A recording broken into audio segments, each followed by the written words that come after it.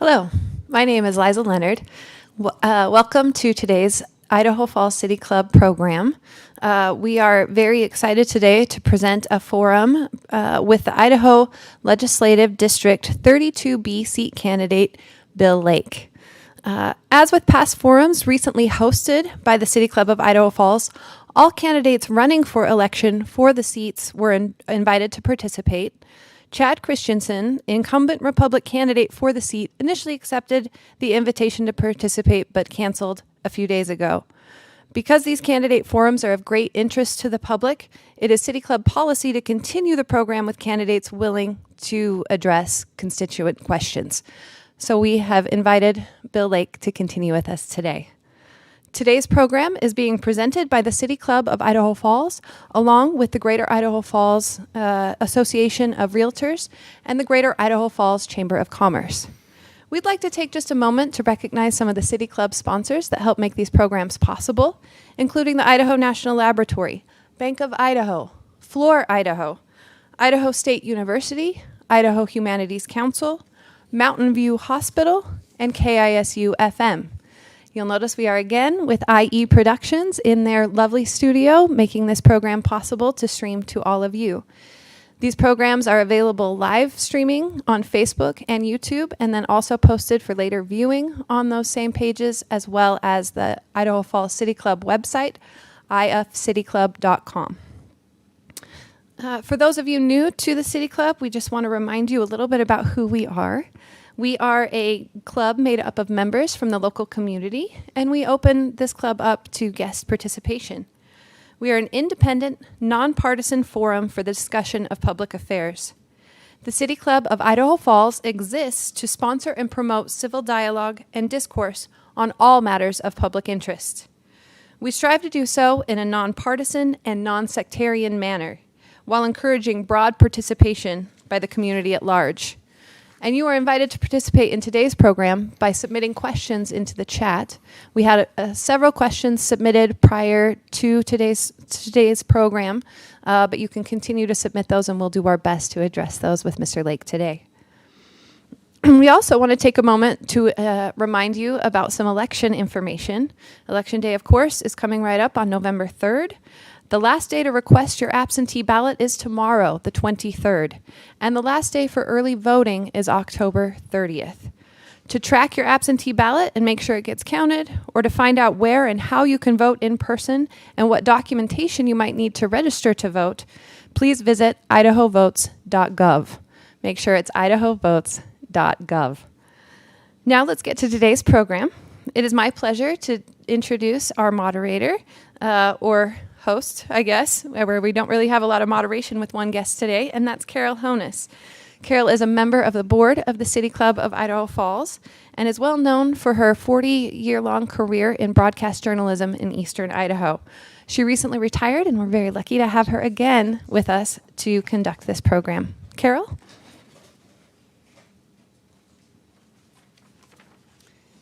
Good afternoon, everyone. Thanks so much for joining us. It's a casual little affair we have going here, and even more casual today than usual because the incumbent Chad Christensen chose just a couple days ago not to join us. And so he will not be able to defend his votes, and that is sort of the thing about being an incumbent is now you have some history, and now you can be asked to defend things that you've done during your year as a legislator. I guess if you want to hear why he has done what he has done in the past, you would have to get on his Facebook page or ask him personally, because he's not going to join us and tell us. But Bill Lake is here, and Bill is going to be the Democratic candidate, District 32. That's a big district, isn't it, Bill? It is. Geographically, how many miles? Did you ever map it out? I haven't mapped it out, but it's pretty much the whole southeastern part of Idaho. Miles and miles and miles of farm ground, yes. All right. We're very happy you could be here with us today. Normally, we start out with an opening statement, and they can be kind of sparky, and so can yours, if you'd like it to be. But catch us up a little bit. Not a lot of people know you yet out of your area, and so we want to get to know you. We got a whole hour to do it. Let's hear a little bit about yourself. Okay, thank you, Carol, and thanks Idaho Falls City Club for setting this up and the opportunity to talk to everybody. My background is I first came to Idaho in 1972 as a Navy enlisted guy and attended the nuclear power training out at the Idaho National Laboratory site. Unfortunately, that 6 months I was here, the training's 12 hours a day, plus an hour and something bus ride each way. So my wife got to see a lot of Idaho, but I didn't get to see much. However, I'd learned enough about it that I came back in 1980 after getting out of the Navy and attending college to go back to work for the Navy as a civilian, training Navy officers and enlisted folks out at the Naval Training Center. After a bit of that, I decided to move on with my engineering career and joined Energy Incorporated, which was a small company here back at the time in the 80s that focused on commercial nuclear power plants. And I spent 7 years with them traveling around the country, basically doing consulting to set up maintenance and production programs for them to be more efficient and increase their productivity and output.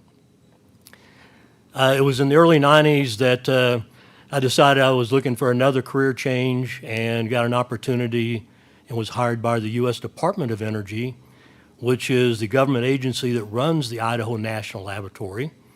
And I worked for them from 1991 through 2008 when I retired and moved to Driggs full-time and have been enjoying my retirement there. However, haven't really been retired because I've been involved in a multitude of things. One of them became a county commissioner, did a 2-year stint as that in Teton County. That was my first introduction to local government, local politics. And as part of that job, one of my assignments was to be appointed to the Eastern Idaho Public Health Board. As an engineer, I didn't know much about public health, but I got on the board. It turns out to be a board member, you have to be appointed by a county commissioner. So typically, every county appoints a county commissioner, and I was the one appointed by Teton County. So since 2015, I've been on the Eastern Idaho Public Health Board, and it's been an eye-opener for me because I got to spend a lot of time over in Boise working with the legislature on issues related to public health. So I'm not unfamiliar with the legislature over there and how things work. So I'm looking forward to this opportunity to serve you as the District 32 representative over there. It would be safe to say that you're highly educated. I've got a Bachelor of Science degree in mechanical engineering, and through all my nuclear training with the Navy, and while I was at the Department of Energy, I worked in the environmental cleanup program, so I got a good background in environmental restoration and cleanup at the Idaho National Laboratory, and with that, across the country, because the Department of Energy, along with a lot of other companies, had a lot of cleanup to do from the Cold War legacy. Were you Navy here back in the day when we actually had Navy guys, and they were in uniform and we'd see them in Oh, downtown? absolutely. I stood on the corner waiting to catch that green bus out to the site many times. A lot of my girlfriends ended up marrying some of those Navy guys and traveled all over the world. And like you, they all ended up back here. They liked their taste of Idaho and they wanted more of it when they could. So good for you for coming back and helping Idaho, and especially helping during this crazy time of COVID. I mean, the whole reason we're set up like we are today, instead of having you at our luncheons, which we normally have with City Club, is because we can't get together anymore. And so with this training that you've gotten by being on the Public Health Board, it seems like you might be a great contributor to the lawmakers in understanding what we need to do for COVID. Let me ask you this. Past, what kind of a grade would you give the state, the governor, your county, anything, in handling COVID? Well, I got to tell you, I think Governor Little, from the onset of this back in February, March, recognizing the magnitude of what we were going to be up against, I applaud him for taking the action of delegating to the 7 health districts across the state the opportunity and the responsibility to deal with this on a local level, local basis, because we're all unique across the state of Idaho in our counties and our health districts. Geographically, the way we're spread out, we've got some urban areas, we got lots of rural areas. So for him to take that action early on to, one, do what he did when he set up the 4 stages to go in it from a state perspective, but then to turn it over and let the local health districts deal with the ongoing, which has not been easy. I have to tell you, in our district, there's 8 counties, and each of us that represent one of our counties, we've struggled with trying to figure out how do you get your arms around this COVID thing while you're trying to keep the schools open, keep businesses open, keep the hospitals from being overwhelmed. It's been very challenging, but I'm really glad to see that the governor has come out and is supporting us. Just the other day, he's come out and he's seen him on TV talking about doing the simple things like wearing a mask. One of the things we didn't like to do in our health district was to come out with a mask mandate. We knew it was going to be controversial, but what we found is without it, people weren't taking it seriously. Unfortunately, we also found out that even with a mask mandate and limited gatherings, there's still a few people out there that are not taking it seriously. I'm kind of appalled sometimes at the emails that I get telling me that I just need to back off, that this thing will take care of itself and let it take its course. Jerry Rackow, our district director, since July, we've been meeting almost weekly, and we've talked to, and she's arranged for us to meet with doctors who have come in from all over the state. In fact, today we had a Dr. Larson came in, that he's a psychologist, and talked to us about the mental health aspects of what we're dealing with. So she's educated us, and we feel like that we're following the guidelines that are put out by the CDC and other agencies, that we know the credentials of them.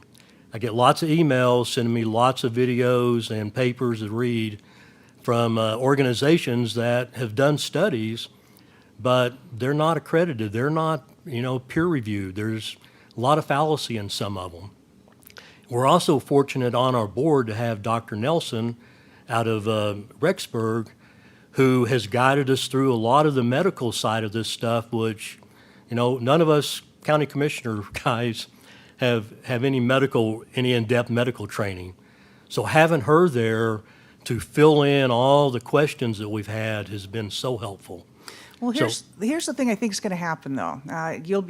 Should you be elected, you'll be in the Democratic side of the aisle, and I think there might be a group of Republicans that are going to do everything they can to get some legislation passed that takes a little bit of that power away from the governor that you have so much liked, the way he's handled it. So when you get up there, where would you come down on maybe taking away some of the rights of your people, public health board people, the rights of the governor to make decisions without all the legislature being involved? Well, first of all, the legislature is not in session year-round. So for something to come up and they're not in session and to deal with it, they'd be required to have a special session. So we're geared up, we're set up to work 365 days a year, 7 days a week, or days a year, 7 days a week, 24 hours a day to deal with these things. I would talk to my colleagues over there and try to get them to understand and look at our perspective of there's no easy answers on this, and to try to predict through legislation how to handle something like a pandemic that we're faced with today with a virus that there's so many unknowns, you can't legislate that. And at some point, you just have to trust the people that are out there doing this. We've all been appointed by an elected official. If most of the county commissioners are currently elected, in my case, I'm appointed by the Teton County Commissioners. I'm not a current commissioner. but they're all elected officials. And believe me, our goal has always been, let's get the schools open and get kids in schools. I know lots of young parents.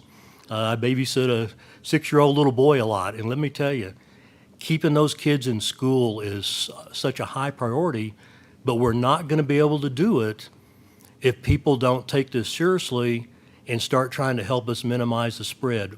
We can't prevent the spread, and we looked at all the studies about letting the herd immunity thing take its course, and based on the input from the doctors we've gotten, that is not a course we want to take.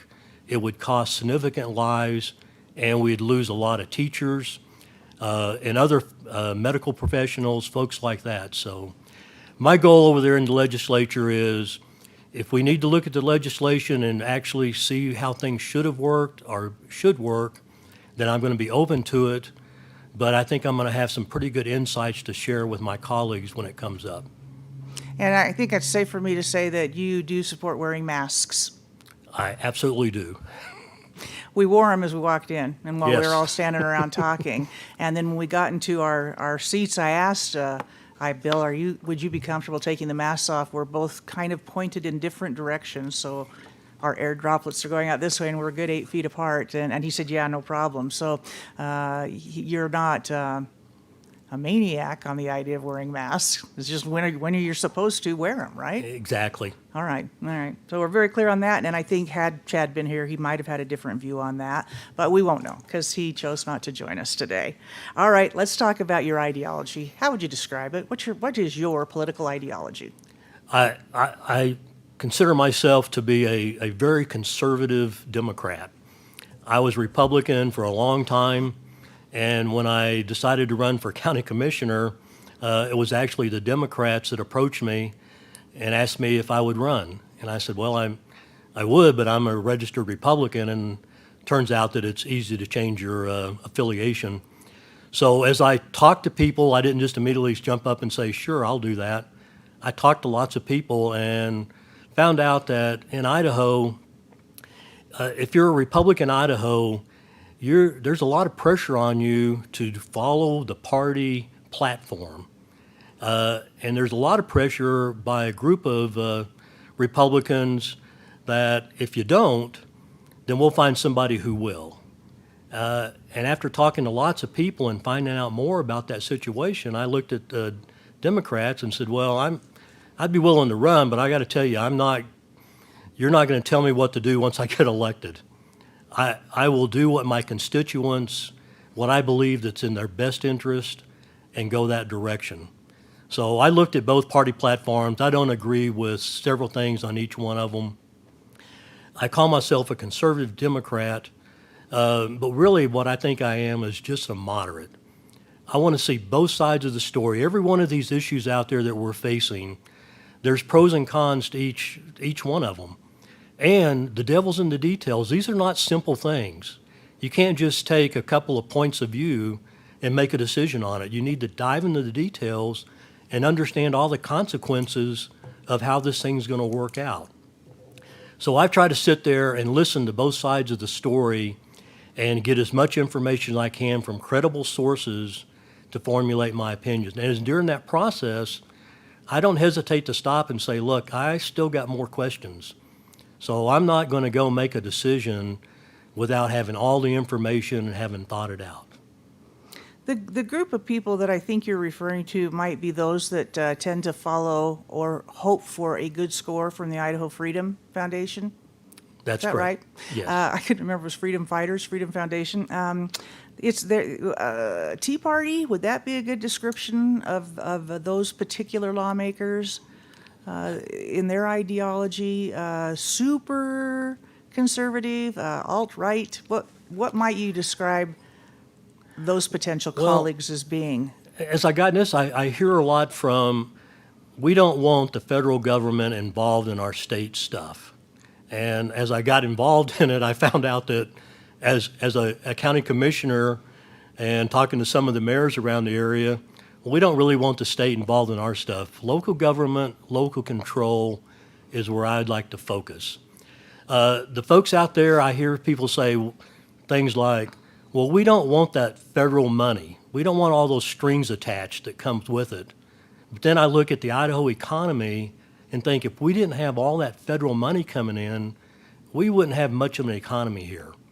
So when I look at agriculture, who gets lots of money from the federal government, I look at the Idaho National Laboratory, who sends a lot of money out here. I look at all of our public lands that we get money that's managed through there. But what I do and what I like to see there is where we as a state and the local entities work with our federal government agencies, and we can get a lot more accomplished. We're not opposed in a lot of things. We just need to take the time to sit down across the table and hash out some of the issues and talk about them. So You remember the whole issue with Medicaid expansion. I do. Would you have voted yes or no to expand Medicaid in Idaho had you been in the legislature then? I absolutely would have voted yes. Governor Otter started off, he had several studies commissioned, and they all came back and said, if you want to look at handling the gap in folks that don't have insurance or can't afford insurance, the best way to do it is through Medicaid expansion. I mean, he had a couple of studies, University of Idaho, other universities. I mean, the answer came back, yet, and I was there, and I attended the legislative session during the summer when there was 10 representatives, 5 Democrats, 5 Republicans, tasked to come up with something besides Medicaid expansion. Those 10 members, after weeks and weeks of testimony and talking about it, when they got done, they had no answer. And I think that's what kind of got Tom Lurcher, who was our representative in this seat before Chad, ousted, because he actually said, I've been studying this for 4 years, and the answer is expand Medicaid. There's not a better way to do it that we can figure out. So based on that, I think it's the right thing to do. Now, I do know last year that when it came down to funding it, one of the options was to pull the money from the health districts and use that to fund Medicaid expansion, which would have been detrimental to the health districts. So if I'm in the legislature this year, I want to make sure that it's getting funded appropriately through the state avenues, not through local governments. I know one of the other things that came up is they were trying to get it all to put the burden onto the counties to fund Medicaid expansion. And that was definitely not the answer either. And I don't want to go into all the details of it, but so. All right, let's talk taxes. That seems to be a really big deal this year. I think it's been a big deal for several years, though sometimes it appears the legislature gets a little off a main point and kind of veers off this direction on some other bills. But taxes seem to be a real issue. People aren't able to afford their property taxes as they hit retirement. I mean, I just hit it myself, and I'm seeing it with my own friends, that the property taxes keep going up, and suddenly we're on a fixed income. That's never been an issue. It is now. Where are you on changing anything in our state property tax system? What might you support should you be elected? Well, that's a good question, Carol, and welcome to the retirement community, by the way. Thank you.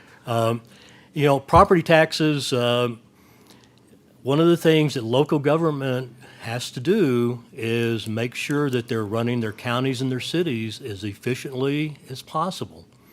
I'll give you one example where I weighed in on property taxes in Teton County. We had an ambulance district that we were in a meeting, and I'd only been in the job maybe 6-8 months. And the first report we got from them is that they were running out of money. And being a project manager from the Idaho National Laboratory, where I've worked on lots of big construction projects, that's not something you want to hear from your team, is that you're running out of money and the job's not getting done. When I heard that, I immediately got a group together. We started looking into the details, and what we found out is we had a lot of duplication going on between that ambulance district and our fire district. The bottom line and what came out of that is we actually did away with the ambulance district. The fire district took over those responsibilities, and we saved the taxpayers in Teton County $550,000 a year by doing that. Controversy? You bet. I got a lot of scathing phone calls and emails and letters to the editor, but the bottom line as an elected official It's our job to do what's right and what makes sense, not let some of these inefficiencies continue on. So when it comes to property taxes, I don't want to see them go up, but what I would like to see is an organized approach at the local levels to keep them under wraps. And at the state level, we need to find out where the money's coming from and where it needs to get back to the local jurisdictions, because I know in Teton County, our biggest expense is schools. So, and part of that expense is we just had to build 2 new schools and refurbish several others. So a lot of that cost, I think, should have been coming back through the state revenue sources and not being burdened the taxpayers locally with that. Very good. This question is just a little bit complicated. It's got some numbers in it, so Okay. I'll kind of read it to you directly, okay? In 2016, the Idaho legislature removed indexing of the homeowner's property tax exemption to the Idaho House Price Index. They capped it at $100,000. So that means any home valued at $200,000 or more receives less than 50% exemption. Had indexing continued, the value of the homeowner's exemption would be nearly $136,000 right now. That would have saved homeowners millions of dollars every year. So, given the rising property tax issue, do you favor removing the cap and indexing the exemption to the Idaho House Price Index? I do. To me, that's almost a no-brainer in that the inflation's out there, it's going to occur regardless. So when we do things and we set caps without factoring that in, we're just setting ourselves up for future problems. This goes back to the gasoline tax. You know, we finally raised the tax a few years ago on gasoline so we could have more money to deal with our roads and bridges, yet the legislator stopped short of doing even a simple indexing to keep that tax revenue coming up. So I'm not all for more taxes, but I definitely think that there's a point where you have to factor in what's going to happen in the future so we don't get in a situation like we got with our schools. How about this idea, local option tax? Would you support that? I think it's up to the local cities on how they want to do that, and the counties, because every area of the state is different. So local option taxes need to be evaluated based on what's best for that community. So would the legislature have to pass some kind of a law that okays local governments of making that choice? It seems like, as I understand it, correct me if you know that I'm wrong, the state doesn't allow us to do local option taxes. If Idaho Falls wanted to, it couldn't. If McCall wanted to do something, it couldn't. Am I wrong on that? I don't know the answer to that one, Okay, we're Carol. both going to find out. Okay. And so, but at any rate, local option taxes decided locally. That's what I would Fair. like to see, yes. Okay, very good. Education. Where to start? I mean, where do we start? You just talked about the new schools you had to have and no money to pay for them, and that doesn't even begin to cover all the other issues we're facing right now. So let's talk academic standards. Last year, the lawmakers did away with them in Idaho. So we don't have Common Core standards. We don't have a bar set based on a model that was built on some research somewhere. Okay, we dumped it. And then we didn't quite get any new standards developed. So where are you on that? I guess where I'm at on that is I think you need some minimal standards out there so that at least a starting point for the school districts to go from. I would like to see a lot of input from the school districts into developing those standards so that we have them. But I would heavily rely on the local school boards to make most of the decisions about what they want to do locally with the schools. Now, with that said, one of my biggest concerns when I was looking at the education numbers here recently is in Idaho, we have an 85% graduation rate. It amazes me that we have 15% of the kids growing up don't graduate with a high school diploma in this state. That's scary. I have to go back to the days I was in high school, and yes, it was the 60s. I lived through them. I was there. So, but I don't recall hardly anybody in my graduation class at that time who didn't graduate. There might have been a couple, a two or three. So that bothers me that why are we letting kids not have to finish school? What's going on? So one of my focuses as if I get elected would be to dig in the details. Exactly why aren't kids graduating? I think that's the biggest problem we're facing right now. So as far as the standards, I definitely think we need to have some standards, but I also want to make sure that they're simple and that we don't become too bureaucratic with it. One of my daughters-in-law is a kindergarten teacher, and she really supported the Common Core because she would get a child from, I'm making this up, Glens Ferry, all right? And that child would come to her school and basically had been taught in kindergarten to color and to stand in line to go to the bathroom, whereas her students were reading. I mean, these were some of the requirements under certain Common Core things, and she was meeting those requirements as a very young teacher, just right out of college, where other teachers in the state weren't.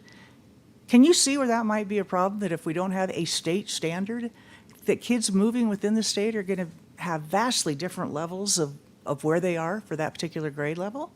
Yeah, and Carolyn, that's why I'm all for some standards.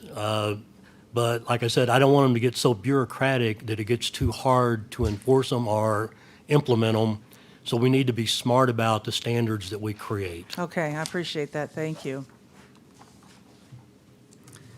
We've got some questions starting to come in from our audience, and we appreciate that, and we will be getting those. So don't hesitate to send them in, and Liza will run them up to me. Okay, so also on education, what are we going to do to fund education that doesn't include bond elections? I just get the feeling that property owners in general are so sick and tired of every year facing a bond or levy election just to keep their schools going. And the schools in the more poor districts, they don't pass. They just don't pass. Schools in a more wealthy district, the parents have the wherewithal to vote yes and see their taxes increase. Any suggestions on how we might change the funding formula for schools in Idaho? Well, Carol, that's a great question because I think you got to start with what is the state of your infrastructure in schools across the state, every community. You know, some communities have schools that were built back in the 30s, 40s, 50s. What we need to do is take an inventory statewide and get an understanding of exactly throughout the state where are our schools structurally. Not only structurally, but size-wise to accommodate the students they have now and the ones that they expect to get in the future. Once we have that inventory, it's not rocket science. I'm an engineer. You can sit down and say, look, this is where we need to invest money. It's like roads and bridges. It's pretty easy for those when you're driving down the road to know how well it's doing, okay? We can do the same thing with schools and get an understanding of it and then distribute those dollar resources from the state where they're needed, okay, so that we're not burdening some small community that's in dire need of a new school that can't afford it. So education is something that's important to all of us. That's our future. That's where the kids are going to come out that's going to be running this country someday. We need to make sure that we have the resources and the facilities so that they can attend school and get that graduation rate back up towards 100%. And I don't disagree with you on any of that, but do you know how to do that? Do you have a plan? My plan would be is to start with the State School Board of Education and working with them to figure out how to get it done. I haven't sat down and put pencil to paper, but given the opportunity, I certainly could. All right. One of our viewers just sent in a question that you mentioned you didn't support everything in the Democratic platform, and you looked at the Republican platform and didn't necessarily support some things there. They want to know exactly what in the Democratic platform did you not support? I'll confess, it's been a long time since I looked at that platform. I don't recall exactly what I didn't like about it, But, well, maybe there was one thing. It was probably on the question of abortion. I, to be honest with you, I'm pro-life, and I also think that a woman should have the right to decide what's best for her in consultation with her doctor.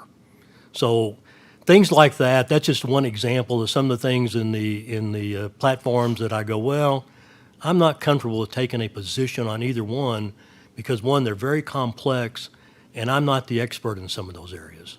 What about gun rights? Did that one kind of ring a bell with you at all? I'm all for gun rights, but, and this is a big but, we have to figure out a way to keep the guns out of hands of people that are not mentally stable enough to use them and are not mentally stable enough to be able to account for their actions with them.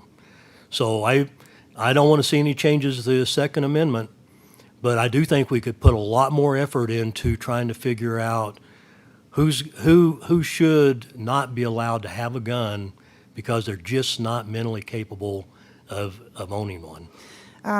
What about open carry? How do you feel about that? I think if you want to carry a gun around, that's fine. I personally don't see the need to carry one in places I go in Idaho. I feel pretty safe out there. So, Would you consider changing a law that maybe made open carry not welcome, let's say, in the legislature?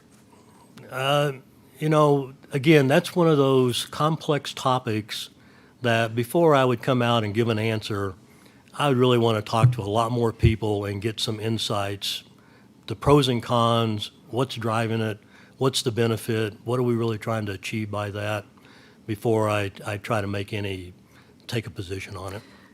Did you watch that meeting that they did have in the legislature where Ammon Bundy and some of his friends broke the glass into the gallery upstairs to get in, pushed past the state police, and then stood up there? I would have felt a little intimidated being on a floor, just almost like, ducks in a pond. And these guys are carrying their big assault rifles across their chest. Could you see yourself as a lawmaker saying, yeah, okay, no guns in the House here. No guns in the Capitol. How about that?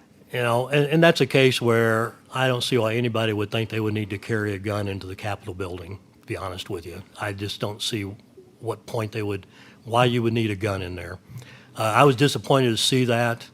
It's scary to think that there's people out there that feel like that they've got to do those kind of things. When we had a legislature called into session to work at the request of the governor, we just don't need that kind of stuff in this state or this country. So possibly you could support I would just a say proposed possibly bill yes. that just says, yeah, no, we're not going to do that again. No assault rifles in the State House, something along those lines. Yep. Okay, then while we're talking about that, it kind of leads right into this polarization, that we have, because there are some people that think, it's really not necessary to bring your AK-47 to the Capitol, and then you have the people that say it is their God-given right, constitutional right.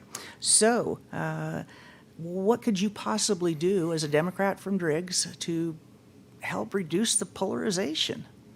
I think communication, being willing to sit down and listen to the other side, hear what they have to say, and go from there.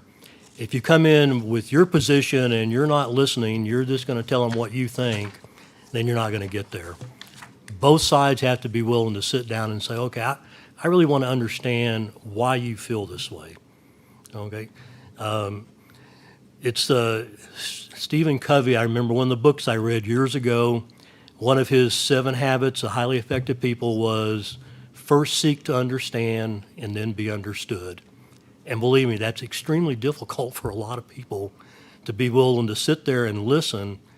And I've been told I'm a very good listener. I've listened to a lot of stuff over my 35-plus year career, and I found it to be very helpful. And a lot of times I go, I listened to you and I learned a lot. And based on what I just learned, I have a different thought about this. So I think that's going to be the key to it. You're going to probably have the opportunity to do a lot of that listening back and forth because there's so many controversial issues. And, one of them might be COVID, and you've got the background on that. So let's say you get elected and you get up there and you do have some lawmakers that really want to go for herd immunity, just relax every law, and we're done with that. And how will you make them understand that in your work as a public health director, you've learned that doesn't work, that doesn't work, that doesn't work?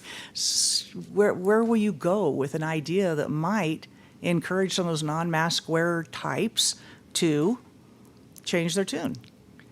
That's a good question again, Carol. And on our health board meeting this morning, one of the things we talked to the Dr. Larson about, the psychologist that was on there talking to us, we mentioned to him that we have a lot of folks out there that have some real issues with the health district mandating the use of masks, and they just want us to back off and let nature take its course on this virus. And we read the study, it was the Barrington report or something that recently came out, where I guess probably 100 or so doctors signed up to this thought of herd immunity. And the problem with that, as explained by Dr. Nelson, is that herd immunity works if you have a vaccine. But without a vaccine, it's not going to work. People are going to die. And if you look at the flu, the standard flu that we get every year, we have a vaccine for that. And there's a lot of people that choose not to take the vaccine. And that's fine for those people if they don't want to. But it's not going to affect all the ones that did take the vaccine, and we're not going to see any significant, or I guess would be any more fatalities probably. But the COVID thing is so unknown, exactly how it spreads, how it affects individuals. We've heard it doesn't affect the young people as bad as it does the old people, yet we see on the news all the time where we had a case where a 40-year-old just died of COVID, no underlying health issues. So my approach to it would be is the best thing we can do right now is follow Governor Little's guidance, and people do the social distancing, the mask wearing, the hand washing, things like that. Some of our businesses, I just feel so sorry for them, that have had to close or reduce their clientele by 25% or 75%, anything to try to keep some cash coming in, but it really isn't enough. So as a lawmaker, can you see some kind of a stimulus bill or some kind of a law that we could pass that could help in particular the bars and restaurants that are really getting hammered? Oh, absolutely. In fact, the state got $1.2 billion from the federal government because of our emergency management, our emergency declaration to deal with COVID. Those COVID dollars, about every week or two, you see something come out of the governor's office where he's showing where that money's going to help take care of some of these businesses that are struggling because they had to close early, or they're still continuing to struggle because they can't, have all the patrons that they're normally used to having. Yeah. So yes, I'm all for the stimulus coming out and helping these companies, even though somebody at some point is going to have to pay that bill, and it'll be us, the taxpayers. You're pretty complimentary of our Republican governor, and you're running as a Democrat. I must tell you it's refreshing, but do you find it at all odd that as a Democrat, you really like what this Republican's doing? No, because if somebody's in there doing a good job, then I support them. Very good. All right. Let's do some of the fun ones. Legalizing pot in Idaho. You're from that crazy hippie town, Driggs, Yeah. We love Driggs. What do you think? Well, again, another very controversial one that a lot of states have done it. And I think we've learned from lots of states the pros and cons of doing it. For Idaho to get involved in that, again, I think we would need to put together a task force, go and look at these other states, see how it's worked for them. What's worked, what hasn't. I am a kind of an advocate of the medical marijuana thing. Mm-hmm. I think there's some credit to that. But I also have concerns that it's like with alcohol. It's legal if you're 21 or older and you can buy it, unfortunately, we still have lots of kids out there that are getting it, along with marijuana and other drugs. So I'm a little concerned that we can't even manage that part of it. That And then we to turn already around have and legalize legalized. it is that really a smart thing to do? So before I would even agree to take a position on it, again, I need a lot more information about it. All right. The legislature last year spent quite a good deal of time on the transgender issue, both the birth certificate and how you get to apply your name to the certificate as to your sex that you were born with. Also, the transgender athletes that want to participate in girls' sports. Many hours of debate on that. Would you let us know how you would have voted on those two bills had you been in office? I would have voted no on the bills because one, they weren't very well put together. They were trying to accomplish something that I don't think they really did a very good job of, which is I don't think it's fair that if a transgender person who's a male wants to go play on a girls' volleyball team, let's say, that just doesn't make sense to me. But what concerns me is there's folks out there that their sexual orientation, what they identify with, I don't understand that part of it myself, okay? So, but I don't think they should physically be involved with another gender, but at the same time, I think we need to look at and account for the fact that that's a reality for a lot of those folks. And that's their reality, and I respect that. So I wouldn't have voted on those bills primarily because I think the state is spending a lot of money defending them, and they wasted a lot of time on it that they could have been better spent on working on more important issues that were in front of them at the time, and set this one aside until they better understood what overall objective they were trying to achieve. What about minimum wage? Would you raise the minimum wage, support a bill to do so in Idaho? I think the minimum wage right now is too low, but I also think there's a lot of businesses out there that can't afford to pay more than that. And unfortunately, since they can't, then the people are stuck with that wage. Now you have to ask yourself, I guess, if you're a business owner, does it make sense to go into a business where you can't afford to pay more than a minimum wage? Does it make sense to do that?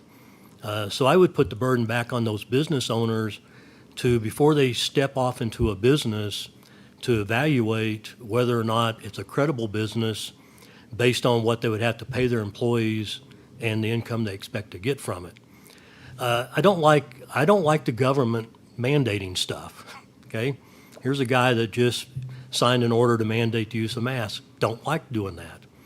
But for the good of the country, for the good of the communities, sometimes things need to be done. So I would certainly entertain a proposal to raise the minimum wage with a good understanding so that we knew what the overall outcomes were going to be. Idaho is facing a housing shortage, I think you'd say. It's getting pretty crucial right here in eastern Idaho because there's some pretty big projects that are probably going to come to the INL site.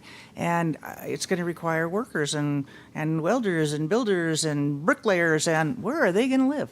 Is there anything that a lawmaker can do in Boise to help the housing situation in Idaho?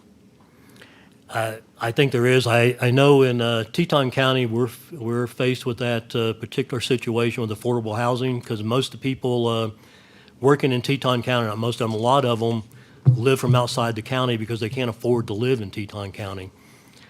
Interestingly enough, the ones that live in Teton County that work over in Jackson can't afford to live in Jackson. So what we did over there is the commissioners put in a housing authority, and they were able to work with the local builders and stuff to figure out how to build some affordable housing and keep it affordable for the workforce.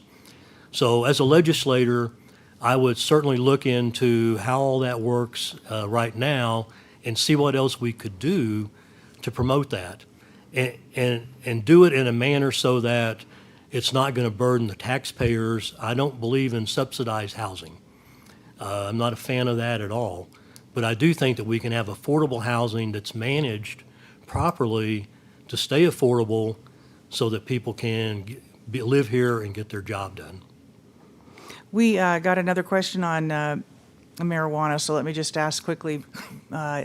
If you were or were not to support legalizing it, how about decriminalizing it? Yes, I think that we need to look at, criminalizing marijuana and what's that doing our criminal justice system, that I think we could do a better job there and rethink that. Very good. All right, we're about ready to wrap this up. Is there a grade that you would give the last legislative session, A through F? What grade would you give our last session? I'll settle in on a B. I think they did some good things. There are a few things they did that I think were unnecessary. Did you think any of it wasted time? Some of it, yes. All right. So with the last 5 minutes or so, what would you like to say? I mean, a lot of voters don't know you. This is the one opportunity they've got because of COVID and our ridiculous rules and not going door to door anymore. What would you like people to know about you and what you could do for Eastern Idaho if you were elected? Well, what I'd like to see people do is when they show up at the polls, don't just vote the party line.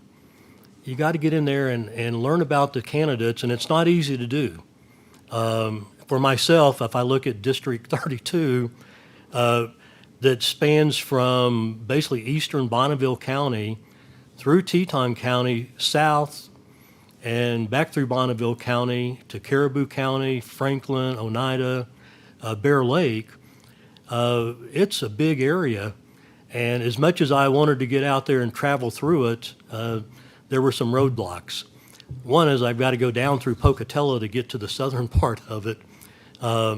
It's just such a huge area, and I would hope that since a majority of the registered voters in District 32 are registered Republicans, and if they're just going to show up at the polls and vote a straight ticket down the Republican line, the chances of me winning are pretty much zero.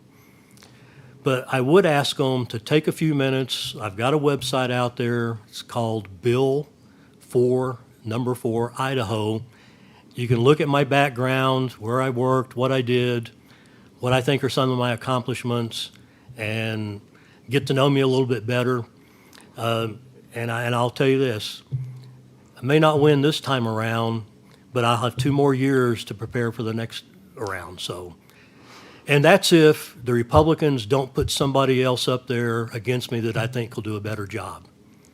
Like Dave Radford, who was on the primary. I was very disappointed when Dave lost.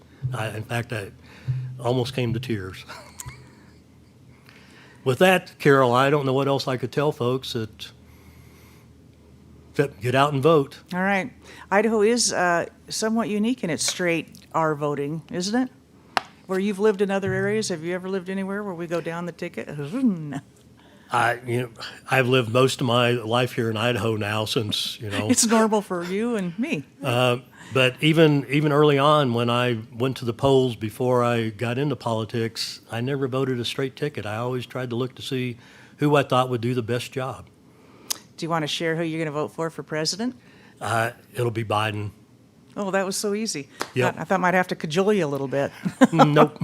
Bill, it's been such a pleasure getting to know you. Thank you. And this will be on Facebook for Idaho Falls City Club. And tell people about it that if you have friends or neighbors or relatives that don't have the knowledge of this particular candidate, because he's new to us in everybody's area, really outside of Teton, get on his Facebook, watch this, share this with them, and let them know.